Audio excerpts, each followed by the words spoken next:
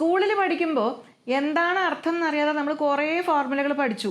പിന്നീട് ജീവിതത്തിൽ അതിനൊന്നും യാതൊരു പ്രസക്തി ഉണ്ടായില്ലല്ലോ എന്നാലോചിച്ച് നമ്മൾ ചിരിച്ചിട്ടുമുണ്ട് അല്ലേ? പക്ഷേ നമ്മളുടെ ഫൈനാൻഷ്യൽ സക്സസ് എന്ന് പിന്നിൽ നമ്മൾ എന്തായാലും അറിഞ്ഞിരിക്കേണ്ട ഒരു ഫോർമുലയുണ്ട്. അത് ഇതാണ്. യെസ്, കോമ്പൗണ്ട് ഇൻട്രസ്റ്റ് അഥവാ കൂട്ടുപലിശ. അപ്പോൾ ഈ ഒരു ഫോർമുലയിൽ 3 കാര്യങ്ങളാണ് പ്രധാനമായിട്ട് നമ്മൾ അറിയേണ്ടത്. നമ്മളുടെ വെൽത്ത് ക്രിയേറ്റ് ആവുന്നത് എന്തിൻ്റെ ബേസിസിലാണ്? 1, എത്ര എമൗണ്ട് ആണ് നമ്മൾ ഇൻവെസ്റ്റ് ചെയ്യുന്നത്, എന്ത് റേറ്റിലാണ് അത് വളരുന്നത്, എത്ര കാലത്തേക്കാണ് നമ്മൾ ഇൻവെസ്റ്റ് ചെയ്യുന്നത്.